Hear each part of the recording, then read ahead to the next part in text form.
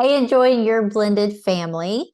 Welcome to today's episode. And today is going to look just a little bit different because I am going to be flying solo for this episode, just me. I just really felt God placed it on my heart to take some time to address a topic that I know is so sensitive in step families, and that is when your children, biological or step, but today's focus is going to be on your biological child chooses to go live with the other parent. This is a part of our story. It is a very painful part of our story, but it has a happy ending now. So I'm able to speak on it. I feel like from a perspective that a lot of other maybe those that are helping step families, coaches, and in that sort, maybe they haven't experienced. So they don't know the pain that goes along with it. And this all came about because I created a reel. It got a lot of traction in Instagram and a lot of comments and people reaching out in the DMs of asking different questions or saying they're going through this as well right now. A lot of times when our children become teenagers, this becomes a desire that they begin to voice.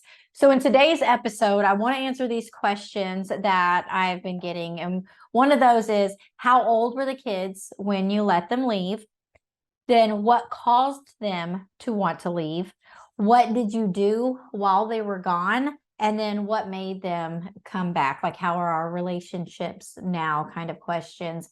So I will be answering those right after this. When we first became a step family, just like you, we didn't quite know what we were getting into. Scarlett and Randall Tandy here from Enjoying Your Blended Family, and we have been a blended family for over 15 years. And not only did we have to figure out how to handle the day-to-day struggles that come with being in a step family, about 7 years in, our biggest fear happened and each of our kids went to go live with their other parent.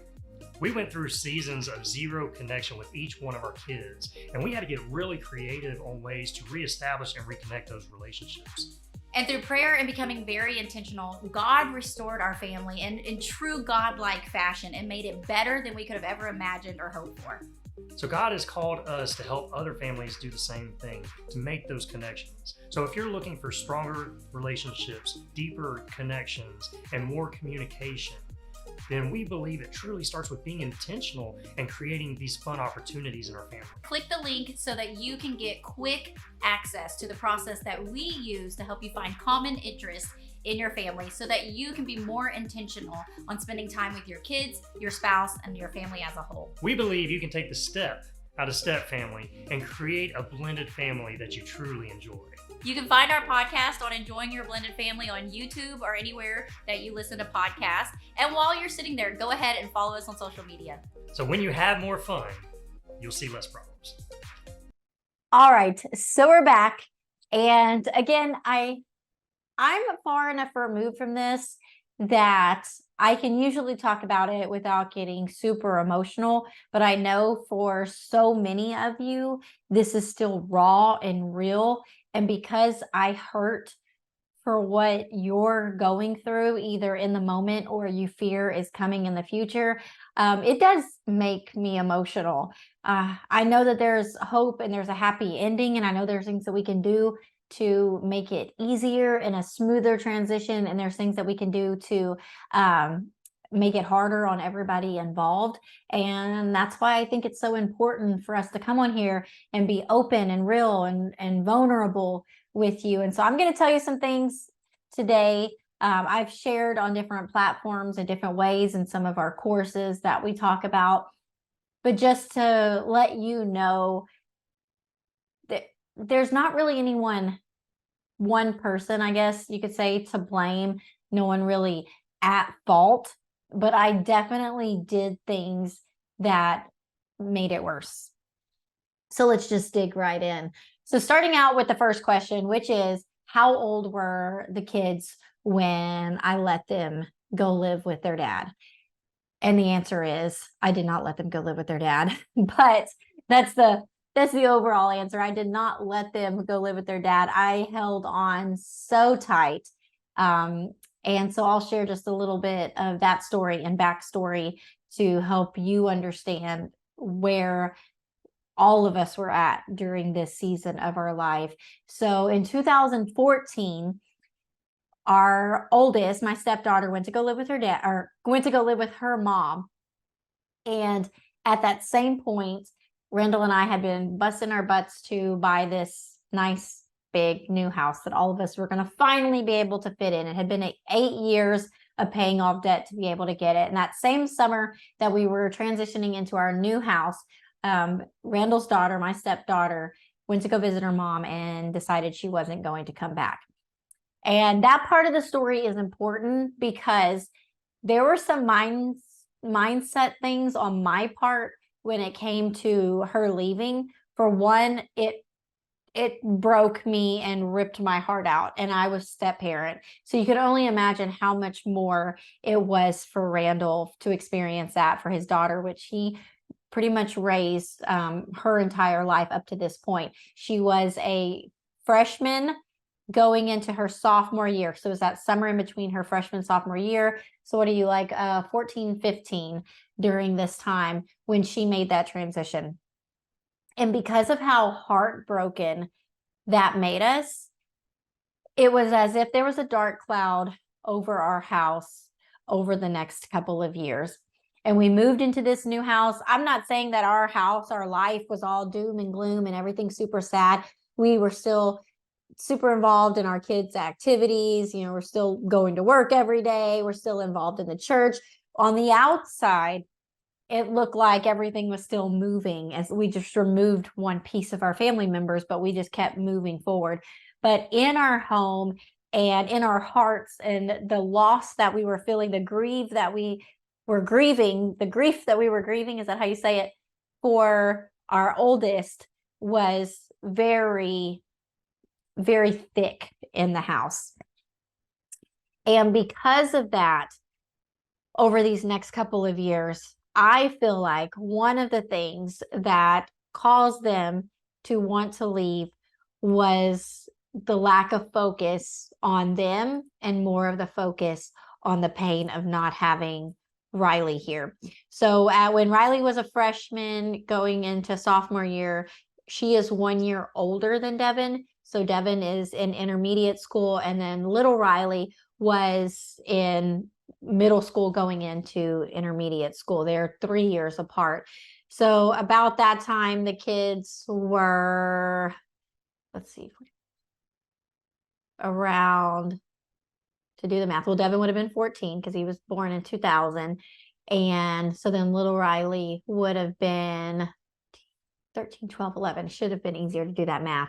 So at about 11-year-old, so preteen and new teenager during this time frame. So if you're asking the question, how old were they when I let them leave? This would, I guess, say about the age that they were at this first point in the beginning when things started to stir for the worst. The youngest was 11 and my son was 14. And they began to voice that they wanted to go live with their dad. And at this point in their lives, their dad was kind of in and out of the picture, depending on what was going on in his life and how safe I felt with the kids going to visit their dad, if I allowed them to go or not go. And without getting in all to the details in his business, it was just one of these things. At this point in their life, their dad was starting to come in the picture more. And I know for a lot of kids, they believe once they get the age 11, 12, that there's some laws in some states that you get to make the decision for yourself where you want to live. So a lot of times that begins to stir in the kids, either from other kids talking or kids' own research, or for the other parent putting that in their head, whatever the reason, they begin to start voicing, hey, I want to go live with dad. And let me pause right there and tell you one mistake that I've made. And I never understood why I did this, but I still am guilty of this today. And I clumped my kids together. There was Riley, big Riley, and then there was the kids. That's my two biological kids, my son and my daughter. And even if just one of my kids was doing something, I would refer to them as they both. Like, y'all made a mess, even if it was just one, or y'all are always fighting, even if it was just one, or y'all don't blah, blah, blah, whatever, fill in the blank. It was the kids, the kids, the kids. They were clumped as if they were twins. They were not twins 3 years apart. And so I can't even tell you during this time which kid was necessarily voicing this more, which kid was having the biggest struggles to go along with it. But in my head, the kids both wanted to go live with their dad, and they started to voice this. I personally was like, heck to the no. Like, we already lost one child. Not only did she go live with her mom, but we got cut off of all communication. And I was like, that's in the back of my mind, I was like, that's Randall's like prerogative if he's going to let it get to that point. But for me and for my kids, they are not going. This will not happen. I will not let them go, which was really weird because when Riley left to go live with her mom, I remember being in the youth room and worshiping in this moment during that time frame before she left, when she was voicing that she wanted to leave, when we had her in counseling to try to figure out like a best game plan for that. I remember God placing it so strong on my heart that she needed to go and that he would protect her and keep her safe. And I remember feeling so much peace with that idea that she needed to go. This is before she actually went. But then fast forward, she's gone, and now she's been gone for a year, and my two kids are saying that they want to go live with their dad. And I'm like, you are not going to live with your dad. And I would just put a stop to it. Like, it's not going to happen. Well, as time began to move forward, and as the kids began to mature and go through their own changes, they began to have a lot of mental health issues that were playing a huge part in this decision of them wanting to leave and me refusing to let them go. I may get a little bit mixed up in like the time frame of how everything went down, just because the emotions and the stuff that we were dealing with during this time were so overwhelmingly painful, which is crazy because from the outside, unless you were really close to us, we didn't open up and we didn't talk about that. People would think everything was fine. But behind closed doors, we had kids that were self-harming. We had kids that were threatening suicide, multiple attempts of that. And so when it finally got to a point where my son had threatened suicide while he was at school, and we got called, of course, like for an emergency, we got to come to the school. He had sent a text to somebody. He had a plan. And basically they set us down in the office and said, you have to act on this or we will take him from you. And at this point, he's like 16, 17. And it's like, what do you mean? And they're like, you can't not do something, because he had already threatened it twice before, but we had some like really good heart to heart deep conversations with him. There was some situations going on with some friends and with a girlfriend. We really thought that we had like worked through that, so we didn't get him any kind of help by like professional help in this area. And so now we were like face to face with, you have got to get him help or he's not going to be coming home with you. And so we get to this point where we check him in to a mental facility, and he's going to spend the next week or so in this place. And then he gets out and he starts outpatient care. During this whole time that he is dealing with this and we are focused on him, I have no idea that my youngest is starting to go through the things that she's going through. She begins to start feeling a lot of her own emotions of rejection and pain and self-harm and stuff going along with that. But our focus now has turned towards my son. So I really ignored a lot of things that I probably should have been paying attention to. And I really tightened my grip. I felt like I was losing all control when it came to my children. I couldn't make them, I just wanted us to have this nice, normal, loving, fun household. I wanted to raise them and teach them how to be Christian children that grow up to follow the path that God has in store for them. And that was the furthest from what was taking place. Their grades were beginning to slip. I felt like I was not able to help them and to do the things that a mom was supposed to do during this time frame, much less be able to make them not do the things that they were doing to themselves to harm them. So I felt completely and utterly helpless as the mom for my kids in this moment. So instead of figuring out a way to communicate and get to the heart of what was going on, they were also against counseling. So besides dragging their butts there, that wasn't really an option. But besides being able to do that, like, I was just tightening and tightening. I was taking any control that I could have on what they watched, what they listened to, their phones, because their dad paid for their phones. So what kind of apps they had, what kind of videos they were making.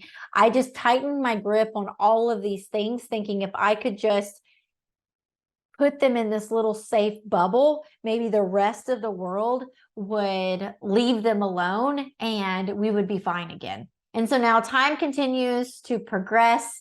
My son is in outpatient care. We're supposed to be getting family therapy during this summer. This is now the summer of 2017. So my oldest would be 17 years old and little Riley would be around 14 years old.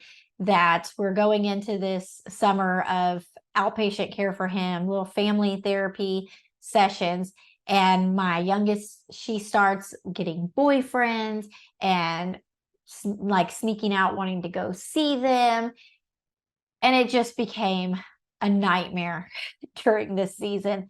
So many different particular stories and situations that I could share with you, but I know we don't necessarily have the time for me to go into all of that today, but just unhealthy situations. The thing that a normal parent would want to put a stop to, but I was no longer able to control anything that my kids did.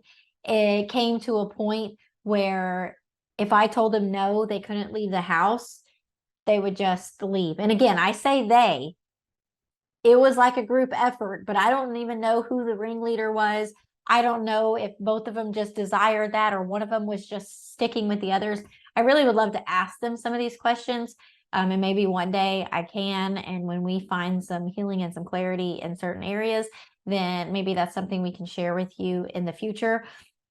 But I just know that from my perspective, they were tag teaming it. They were feeding off of each other. They, in my opinion, their dad was feeding into it and egging it on. And in his defense, he probably was listening to them talk and complain about the things that were upsetting them. And he was probably trying to offer them a alternative, a way out. He was doing really well. He was with their stepmom at the time. They had got a house. They were starting to really just get their life together. And he had this option to offer them. And so they were all for it, wanting to go live with him. And then it came down to a night where the kids started to voice they just wanted to go live with their dad. I told them absolutely not. It wasn't going to happen. And then my son ended up taking a handful of what later I learned was melatonin, but he had taken a handful of medicine, called his dad, told him he took a handful of like sleeping pills, and that he just didn't want to be alive anymore. And so my ex-husband called me at the time, kind of fighting with me, arguing with me on the phone. And I was just at that point so broken that I packed up the kids. I told him, if y'all want to go, then get your stuff, put it in a bag, and I will take you to your grandparents. I didn't feel safe necessarily them going and staying and living with their dad, but I did trust my ex-husband's parents. And so I drove them over there because I knew that we had this big trip that we were fixing to take to drive to our oldest Riley's graduation in just a couple days. And I didn't know what else to do in that moment. So I said, pack up y'all stuff. I will take you and drop you off at your grandparents' house.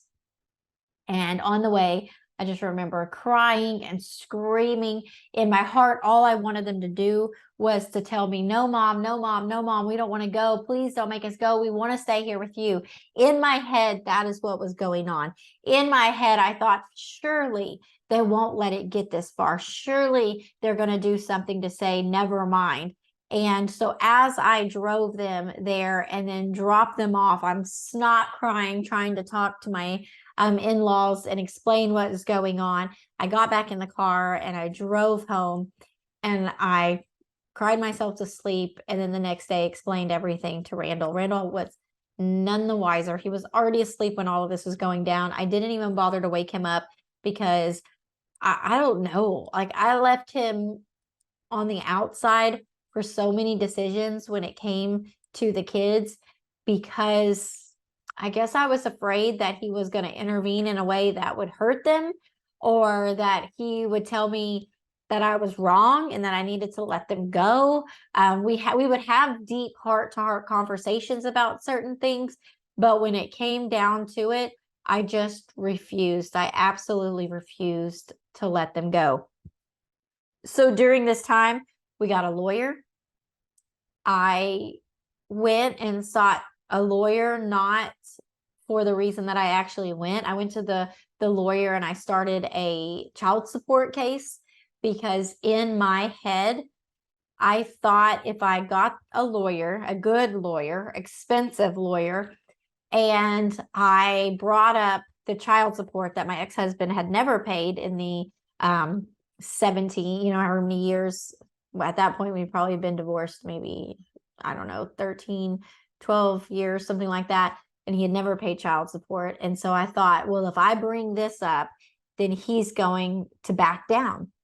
He's not going to want to go to court. He's not going to want to pay this money. He's not going to want to go to jail for not paying this money. So let me just open up a case against him so that he will leave us the heck alone. But it kind of backfired in that, because when I dropped the kids off at my in-laws and then we drove out of town over the next couple of days, we drove to go see Riley graduate from high school. Then my ex-husband went and opened up a case against me for child abandonment. And so now we were definitely going to court, but we were going to court for two different reasons. Luckily, because I had gotten a lawyer during this time frame, the lawyer was able to go fight some things for me and clear the air in some areas while we were headed out of town. And it just opened up this court case. So all of this is taking place over this summer of 2017. Oldest still lives in Mississippi at the time now, even though her schooling and stuff was in Alabama. She was doing online school. She's living there, still doesn't live with us. The other two kids are threatening different things, running away, police getting involved. Oh, the times I would go to the police and try to get them to force the kids to come back home. When your kids run away from your house, but they go to their other parent's house, and if you verbalize that you know that they're with the other parent, the police back out of the matter. They say this is a civil case. This has, you know where your kid's at and they're with the other parent. So our hands are out of it. Even if you have full custody of the children, if the other parent, this is in Texas at least, if the other parent knows where they're at, then they wash their hands of it. I just remember trying every single tactic to get the kids to say. I began to open up on I put all the dirty laundry out there, everything their dad had done up to this point that had made me want to keep them away from him. I had kept all of that to myself up to this point, and now I just laid it all out, hopefully thinking that, oh, they're going to see that he's not fit to be their parent, and then they're going to choose to want to stay with me. They're going to see what I've done for them and how much I've done for them, and that I'm the better parent, right? I'm telling you, this is what's going on in my mind during this time. And so I lay it all out, and all I was doing, guys, was digging my own hole deeper and deeper and deeper. So I went and I picked up the kids. I brought them back home because they did refuse to want to come back with me. I bring them back to the house. They're kicking and screaming. They're threatening to run away. I had no idea what to do anymore at this point. But it got to the place with them that I decided I would rather have living children that didn't live with me than kids that live with me that took their own life. And if what I was doing was pushing them so far over the edge that they would rather be dead than live with me, then something had to change. So I called up a mentor at the time, and I needed validation. I needed somebody to tell me that I'm still a good mom, even if I let them go.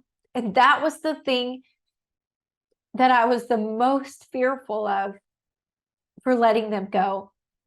I felt like in the kids' head, they would think, okay, this is the thing that finally made her wash her hands of me. This is the thing that was finally too far, that she didn't want to be my mom or want me in her life anymore. And I felt like if at any point during this struggle that I let them go, they would think that I gave up on them. And I could not live with the fact that my kids thought that I didn't want them and that I would give up on them. And so I called a mentor. She prayed with me. She reassured me that it was going to be okay, that I am a good mom, that it's okay to let them go. Sometimes things come to that point. The lawyer had already told us that. The police had already told us that. Judges had told us that.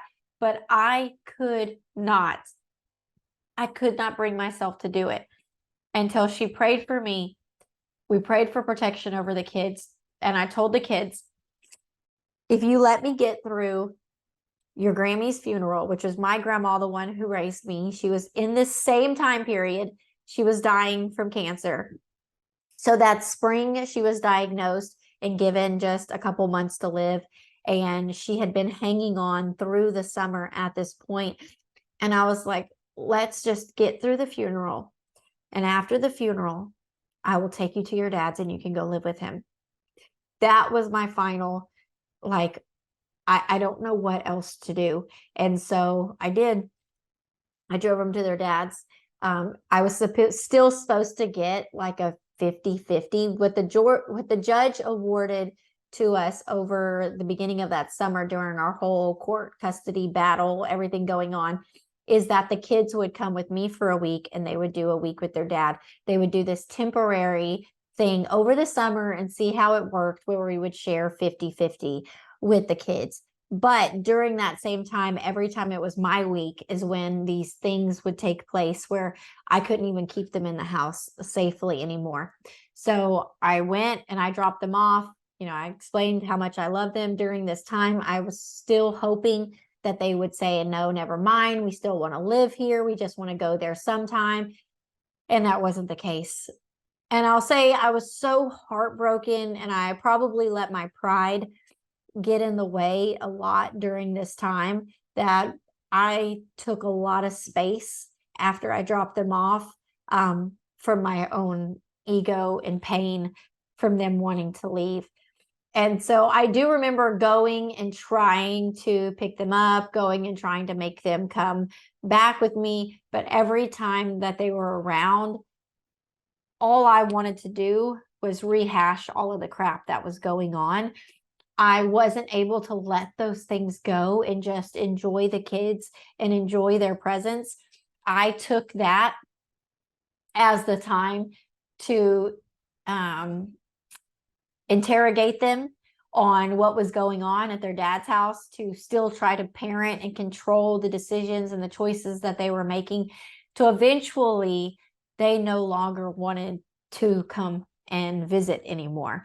And eventually, after going and sitting outside their house and waiting for them to come out to me and doing that for several visits, and with them never wanting to come, I was finally like, okay, something's got to give.